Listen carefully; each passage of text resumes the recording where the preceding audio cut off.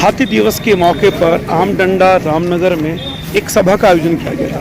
दरअसल कुछ स्कूली बच्चों को बुलाया गया था ताकि वो हाथियों के बारे में जान सकें और हाथियों को अपने हाथ से केले, गुड़ और रोटी खिला सकें। तो सामने बैठे हैं मुख्य अतिथि मदन जोशी जी, साथ में हैं एसडीओ साहब, आरओ साहब, रेंजर साहब, और एक छोटा सा आयोजन था जिससे बच्चों ने हाथियों के बारे में जाना और बहुत अच्छी बातें की। दरअसल एसडीओ साहब ने जो जानकारी दी वास्तव में वो बड़ी अच्छी बात थी। उन्होंने ये कहा कि कैसे कॉरिडोर के माध्यम से रामनगर से नेपाल तक जाने की क्षमता रखता है हाथी। अब कॉरिडोर वो सिमट गए हैं। हालांकि बहुत लंबा इंटरव्यू हो जाता है तो मैं उतना ले नहीं पाया हूँ। फिलहाल संक्षिप्त ये वीडियो देखिएगा आप लोग और जानने की कोशिश कीजिएगा कि हाथी वास्तव में हमारे समाज में और सबसे ज़्यादा सामाजिक प्राणी होता है हाथी। वो अपने बच्चों को अपने से दूर कभी नहीं रखता है। कहने का ये मतलब होता है कि अगर हाथी का बच्चा मर जाता है उसके बावजूद जब तक उसकी बॉडी बिल्कुल ख़राब ना हो जाए तब तक वो उसको अपने साथ रखता है मादा हाथी। तो ये व्यवस्थाएं बताने की कोशिश थी ताकि आज के बच्चे जान सकें अपने हाथियों के बारे में। तो हाथी दिवस जिस तरह से आयोजित किया गया था, बच्चों के चेहरे पे जो खुशी थी वो देखने लायक थी। छोटे बच्चों ने यहाँ पे कुछ विचार व्यक्त किए और बहुत शानदार तरीके से विचार रखे। और मैं बता दूं कि इस स्कूल के बच्चों को 2 घंटे पहले बताया गया था कि आपको हाथी दिवस के मौके पर आमडंडा जाना है। देखिए किस तरह से हाथी को खिला रहे हैं, केले खिला रहे हैं, गुड़ खिला रहे हैं और रोटी खिला रहे हैं। इसके बाद मैंने बच्चों से पूछा आखिर वो यहाँ आए उन्हें कैसा महसूस हुआ, किस तरह की उनको बातें की हैं, उन बच्चों को आप सुन पाएंगे। और बहुत ही खूबसूरत ये हाथी दिवस। मुझे लगता है कि बच्चों को अपने समाज के आगे आसपास जितने भी जानवर हैं उनके बारे में जानना चाहिए। हाथी सबसे बड़ा प्राणी होता है जो ज़मीन में चलने वाला है, लेकिन ये सबसे ज़्यादा सामाजिक प्राणी भी होता है, इंसान का मित्र भी है। लेकिन आज कुछ लोग इनको अपने स्वार्थ के कारण मार रहे हैं। हाथी हमारे वहाँ 1500 से 1700 हाथी इस समय हमारे नेशनल कॉर्बेट पार्क में मौजूद हैं। फिलहाल सुनिए बच्चों को, उसके बाद जो साहब, उसके बाद मदन जोशी को सुन पाएंगे आप। सुनिए गौर से। हाय मेरे भी रवि के बिंदास बोल में आपका स्वागत है। आज हाथी दिवस के मौके पर यहाँ आना हुआ। यहाँ कुछ बच्चों ने बहुत शानदार स्पीच दी है, तो जानेंगे इस हाथी दिवस पे हाथी को खाना खिलाते समय क्या महसूस किया इन बच्चों ने। हाँ जी बताइए, क्या नाम है आपका? श्रेयसी तिवारी। कौन सी क्लास में हो? 8 प्रमुख पद। कैसा महसूस हुआ जब ये पता लगा कि आपको हाथी दिवस में यहाँ आना है? तो उसमें दिल में क्या उमंगे थी? मुझे बहुत खुशी हुई क्योंकि मुझे ये पता था कि हाथी बहुत इमोशनल जानवर है और वो इंटेलिजेंट भी होते हैं। तो मुझे शुरू से ही जानवर और नेचर बहुत पसंद है। तो मुझे छोटी सी उम्र में कैसे इतना प्यार है हाथियों से या जानवरों से या जंगलों के बारे में जानने से? क्योंकि मेरे मम्मी पापा वो उनकी जो नौकरी है, उनकी ड्यूटी है, इट्स इन दैट। ओह, यानी पारिवारिक संस्कार मिले हुए। हाँ, संस्कार। क्या बात। हाँ बेटा बताओ, आप कैसा लगा हाथी देख के? कितना अच्छा लगा? क्या नाम है आपका? अमीर। अमीर अबा, क्या नाम है वो? क्या उम्र है आपकी? कौन सी क्लास में हो? देखिए ये मुस्कुराहट बता रही है इस बच्चे की कि इसको कितना प्यारा लगा है हाथी में। ये मासूम, और इतने ही मासूम होते हैं हमारे जानवर, और हाथी तो मासूम और पारिवारिक संस्कारों के मामले में माना जाता है। अब बेटा ये बताओ, क्या नाम है आपका? मेरा नाम अक्षांश जोशी है। अक्षांश जोशी, कैसा लगा बेटा? अंकल बहुत अच्छा लगा। जब यहाँ के आपको कहा गया कि यहाँ आना है जानवरों के बीच में, हाथी के बीच में, और हाथी को खाना भी खिलाना है, तो कैसी उमंगे थी? बहुत एक्साइटेड फील हो रही है। चलिए पीछे बात करेंगे बच्चों से। आओ।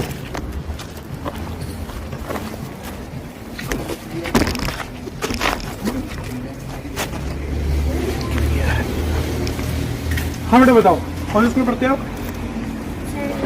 सेंट जोसेफ स्कूल में पढ़ते हो। तो आपको कैसा लगा यहाँ आके? आपने खिलाया हाथी को? आप तो डर रहे थे, जल्दी निकल गया। चलिए, अभी क्या नाम है आपका? जिग्नेश किरण। ये बताओ कि हाथी के खिलाया आपने? क्या खिलाया? रोटी, केला, गुड़? केला खिलाया। एकदम से कैसा महसूस हुआ? ऐसा लगा कि कुछ अच्छा कर रहे हैं। अच्छा, ये पहली बार तुम्हें कब बताया कि यहाँ तुम्हें आना है, हाथी को खाना खिलाना है? जब हमारा पहला पीरियड चल रहा था। अच्छा, आज ही? आज हाँ। अच्छा, यानी पहले से पता नहीं था? नहीं, पहले से पता नहीं था। तो जैसे ही पता चला कि हाथी को खाना खिलाना तो उमंगे दौड़ गए होंगे कि हाथी को खाना खिलाना है। जी हाँ। तो ये बताओ, आपने खिलाया हाथी को? क्या खिलाया? केला खिलाया आपने? अच्छा, बस क्या खिलाया? अच्छा, आपने से किसने गोल रोटी भी खिलाई? किसी ने? अच्छा बताइए। मैंने हाथी को रोटी खिलाई। रोटी खिलाई? किसने पकड़ ली थी? हाँ। अच्छा, दरअसल मैं यहाँ मैं बच्चों से अलग अलग इसलिए पूछ रहा हूँ कि जब मैं नोटिस कर रहा था बच्चों को, तो केला उसने एकदम पकड़ा, गुड़ भी पकड़ा, रोटी में थोड़ा सा वो लापरवाही दिखा रहा था। हाँ, कैसा लगा? बहुत अच्छा लगा। अच्छा, मैं देख रहा था जब आप खिला रहे थे, आपने टच करने की भी कोशिश की, कभी इससे पहले हाथी को टच किया है? अच्छा, कौन से जंगली जानवर से सबसे ज़्यादा डर लगता है आपको?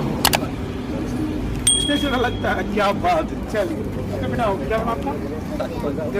कैसा लगा? बहुत अच्छा लगा। आज ही पता चला था। तो जैसे बताया कि हाथी को खाना खिलाना है, जाना है, मन बोल के मम्मी को बोलो सबसे पहले कि मम्मी भी जा रही है उसको। अच्छा, देखिए ये बच्चों के मन की मासूम भावना है और जानवरों में से भी यही भावनाएं होती हैं। फिलहाल बहुत से बच्चे हैं, मैं बात नहीं कर पा रहा हूँ उनसे, लेकिन इतना तय है कि जिस तरह से जानवर में मासूमियत होती है, बच्चों की मासूमियत झलकी है और करीब से मैंने महसूस किया कि बच्चे किस कदर उनको खिला रहे थे। फिलहाल हम बात करेंगे एसडीओ महोदय से और यहाँ के मुख्य अतिथि जोशी जी से। एसडीओ साहब, ये बताइए कि हाथी दिवस के मौके पर बच्चों को बुलाने का क्या मतलब है? बच्चों को बुलाने का ये उद्देश्य है क्योंकि यही हमारी नई पीढ़ी है, आने वाली पीढ़ी। अगर हम इनके अंदर ऐसा कुछ ज्ञान विकसित कर सकें कि हाथी को बचाना है और एनिमल्स को बचाना है, तो ये हमारे बहुत बड़ी बात होगी, क्योंकि हम लोग कुछ जानते हैं और अगर बच्चे इसको जान पाएँ और अपने आगामी जीवन में इसको अपने में फॉलो कर पाएँ, तो सिर्फ हाथी नहीं बल्कि टाइगर और पूरा एनवायरनमेंट हम सेव कर पाएंगे। सर, मैं भी आपको सुन रहा था, मुझे लगा कि आपको बहुत चीज़ जिस अतिक्रमण है, रिजॉर्ट का अतिक्रमण है और भी अतिक्रमण हो रहे हैं, उसे रोकने की दिशा में कैसे काम करेंगे ताकि जानवर जो हमारे हाथी का एक कॉरिडोर है वो और लंबा हो सके? अच्छा, जो यहाँ तक ये रिजॉर्ट्स वाली बात है, रिजॉर्ट्स रामनगर डिवीजन के क्षेत्र में पड़ते हैं और इसके लिए पूरी कार्रवाई की जा रही है। वहाँ पर शायद फॉरेस्ट सर्वे ऑफ इंडिया से सर्वेक्षण कराया जाता है, जिसमें इस तरीके से काम हो रहा है। हमारा मेन उद्देश्य है कॉरिडोर्स को बचाए रखना, तो हम पूरे कोशिश कर रहे हैं कि कॉरिडोर में भी हम आए दिनों अभियान चलाते हैं, इसकी साफ़ सफाई का, और कॉरिडोर बचाने के लिए जो सामान्य वहाँ पे गांव हैं उनसे भी अभियान चलाते हैं। साफ़ सफाई मेनली इसमें करवाते हैं और बैठकें की जाती हैं। मेनली उद्देश्य है कि कॉरिडोर बचे रहें। कॉरिडोर बचे रहेंगे तो लॉन्ग रेंजिंग जो एनिमल्स हैं या और भी जो जानवर हैं वो एक फॉरेस्ट पॉकेट से दूसरे फॉरेस्ट पॉकेट तक जा पाएंगे। अच्छा, दरअसल हमारे जितने भी आम लोग होते हैं, जो दूर दराज के लोग जंगल से इनका ज़्यादा करीबी नहीं है, वो नहीं समझ पाते कि जंगल के जो अधिकारी है वस्तु का काम क्या होता है। मतलब मेन फोकस पॉइंट बताएंगे सर, वास्तव में आप लोग की क्या चीज़ होती है? जंगल मेन आपका पेड़ों को बचाना होता है, जानवरों को बचाना होता है, या कैसे, या आदमी इंसान और जानवर की जो लड़ाइयाँ हो रही हैं उनके बीच में कैसे आप संबंध स्थापित करवाते हैं? ये हमारे सारे काम हैं। वनों को बचाना है, वन्य जीवों को बचाना है, एनवायरनमेंट को बचाना है और साथ ही साथ इसके लगने वाली जो आबादी है, आबादी को भी बचाना है। ऐसा नहीं कि सिर्फ जानवर ही बचाएं और आबादी बहुत परेशान हो जाए। तो गांव में जाके उनके साथ ये बैठकें भी की जाती हैं, आपस में समन्वय बनाया जाता है कि किस तरीके से आप अगर जंगल में जाएंगे तो समूह में जाएं और वैसे तो ना जाएं। अगर जाना किसी चीज़ के लिए बहुत ज़रूरी है तो समूह में जाएं और लाठी डंडा लेके साथ में जाएं। और बिल्कुल अगर कोई जंगल से सटी हुई आबादी है तो उनको भी कोशिश रहती है, उनको ये बताया जाए कि अपने वहाँ सोलर लाइट्स लगाएं, झाड़ियाँ काटें, कूड़ा कचरा अपना बाहर ना फेंकें, जिस वजह से जानवर उनके पास ना आए और वो भी सेफ रहें और साथ साथ जानवर भी सेफ रहें। सर, मैं भी मुख्य अतिथि को सुन रहा था, उन्होंने बोला कि कभी भी जानवर पहले हमला नहीं करता, उनको जितने भी जो जा रहे हैं उनको छेड़ते हैं, तो उन पर आपकी क्या गाइडलाइन होती है? और सबसे बड़ी बात, जानवर किस कंडीशन में, जैसे आजकल मोहन में अभी सुना कि बाइक चलती बाइकों से हमला किया है, तो ऐसी स्थिति में आप बताइए क्या कैसे हम लोग को रोका जा सकता है और जानवरों से कितनी दूरी हमेशा बनाए रखनी चाहिए? देखिए, ये थोड़ी सी विचित्र स्थिति है जो कि चलती हुई बाइक में जानवर ने हमला किया है, टाइगर ने हमला किया है। इसके संबंध में हमने ये अभियान चलाया हुआ है कि आजकल तो शाम को 6:30 या 7 बजे से लेकर 10 बजे तक जब तक भी हमारे 2 व्हीलर चल रहे हैं उनको हम कॉन्वॉय सिस्टम में भेज रहे हैं और 10 बजे के बाद उनको अकेले बिल्कुल भी नहीं जाने दिया जा रहा है। और साथ ही साथ में अगर और भी कोई पैदल चलने वाले इस रोड पर, मोहन रोड पर पैदल चलने वाले लोग हैं, तो उनके साथ में हमारे सुरक्षाकर्मी जा रहे हैं, आनंद जैसे स्टाफ जाता है और उनको जो भी हमारा कॉन्फ्लिक्ट जोन है उससे दूर तक साथ में असले के साथ में छोड़ के आ जाता है। हालांकि एक सवाल तो मन में बहुत ज़्यादा है, पर लंबा इंटरव्यू हो जाएगा, तो हाथी दिवस के मौके पर मैं नहीं चाहता हूँ कि हाथी की बातें अलग हो जाए। सर, मैं इस विषय बहुत आपका लंबा इंटरव्यू लूँगा कभी, बस अंतिम सवाल हाथियों के मामले में। इस समय इन्होंने कहा कि 1500 के आसपास हाथी है, हाथियों की गणना कैसे करता है गवर्नमेंट? हाथियों की गणना करने के लिए एक डंग डिके मेथड हमारे पास है और दूसरा है साइटिंग। इस तरीके से साइटिंग होगी और अगर डंग दिखेंगे और अगर उससे कोई हमें निशान दिखते हैं तो इसके माध्यम से एक ऐप है और उसको एनालाइज किया जाता है WIA के द्वारा, और WIA के एनालिसिस के बाद हम पता लगा पाते हैं कि कितने हमारे पास हाथी हैं। अच्छा, हाथियाँ जो है आपने कहा कि हमें झुंड में रहता है, पर हमने कुछ दिनों पहले देखा हाथी कभी अकेले भी दिखाई देते हैं, वो झुंड से छूट जाते हैं या उनको अलग कर दिया जाता है झुंड में?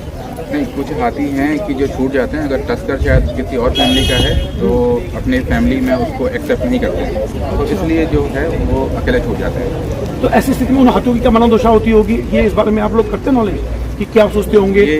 ये काफ़ी रिसर्च का मैटर है। अच्छा, इसमें थोड़ा सा रिसर्च करके इसके बारे में बताया जा सकता है कि हाथी की मनोदशा क्या रहती है। बहुत धन्यवाद सबसे बात करने के लिए। फिलहाल आप बात करते हैं एसडीओ से। सर आपका नाम? अमित वासी को अमित खुशी। क्या तो हम बात करते हैं एसडीओ साहब से और भी इनका लंबा इंटरव्यू के सामने पेश करूंगा। जंगलात में किस तरह के भ्रष्टाचार की बात होती है अक्सर, उस पर भी हम बात करेंगे फिलहाल, लेकिन मौका था हाथी दिवस के मौके पर। अब मैं बात करूंगा मुख्य अतिथि साहब से। मदन जोशी जी, मैं आपको सुन रहा था, हमारे मुख्य अतिथि हैं आज के कार्यक्रम के, मैं आपको सुन रहा था और मुझे लगा कि नेता है तो अजीब सा भाषण होगा, लेकिन मैं अब वास्तव में आपके भाषण से बड़ा प्रभावित हुआ, जिस तरह से आपने बच्चों को भी तालियों पीटने के लिए मजबूर कर दिया। जानवरों के प्रति ऐसा ज्ञान सबसे पहले ये कहाँ से आया आपने? देखिए, जब हमने जब से होश संभाला तो हम जंगलों के आसपास ही हमारा घर है और पूरे सराउंडिंग हम यहाँ रहते हैं, तो इन्हीं के साथ हम पले बड़े हुए हैं। और सन मतलब 2000 से पहले 98 से हम फ्लोरा एंड फ्यूना पे हमने जब यहाँ रिसर्च होती थी उस पर काम किया हुआ है और नेचुरलिस्ट का काम किया हुआ है। लगातार हम इन्हीं लोगों के संपर्क में रहते हैं और मेरा पहले से ही मैं वन जीव प्रेमी रहा हूँ और मेरा बहुत लगाव है बेहद जानवरों से और मैं लगातार इसके लिए संघर्ष करता रहा हूँ वाइल्ड लाइफ को बचाने के लिए शुरू से ही। ये किसी से छुपा नहीं है, ये सब लोग मेरे बारे में जानते हैं कि मेरी पहचान अगर है तो इस बात से ही है। आप तो खैर बहुमुखी प्रतिभा की पहचान की व्यक्ति है। मैं आपको जब से रामनगर आया हूँ मैंने देखा है। सर मुझे जानना है, आपने एक बात बोली कि हाथियों के पीछे कभी हमला नहीं करता है, लेकिन जो ये जिप्सी वाले जबरदस्ती उसको छेड़ते हैं, तो उसे रोकने के लिए आप लोगों ने क्या कार्य करवाए? देखिए, हाथी कभी ऐसे अटैक नहीं करता। आप देखते हैं जब ग्रुप में हाथी होता है तो गाड़ी वाला भी छेड़ता है, सब लोग देखते हैं, टूल्स को खुश करने के लिए लगाते हैं, लेकिन गाड़ी आता है अटैक करने, जो डराएगा लेकिन वहाँ पर आके रुक जाएगा, फिर चला जाएगा। मतलब वो इसलिए करता है, उसके साथ बच्चे होते हैं छोटे, तो वो डराएगा, वो आपसे कहता है, मैसेज दे रहा है कि आप वापस चले जाओ, तो वहाँ तक डराएगा, आपको वापस करेगा, लेकिन अटैक नहीं करेगा, फिर वापस हो जाता है। कहीं कहीं घटनाएं ऐसी हो जाती हैं जहाँ पर उसे लगता है कि मेरे बच्चे को या मेरे को कहीं दिक्कत है, वहाँ पर वो अटैक करने की संभावनाएं बढ़ जाती हैं। सर अंतिम सवाल, इस मौके पर जब बच्चों ने भी आपको कुछ सुनाया, आपको था कि बच्चे इतने ज्ञानी होंगे? कुछ बंदे बहुत ज्ञान की बातें कर रही थी, मुझे भी उम्मीद नहीं थी, 7वीं 8वीं क्लास के बच्चे हैं। मैं खुद रवि जी आश्चर्यचकित हूँ।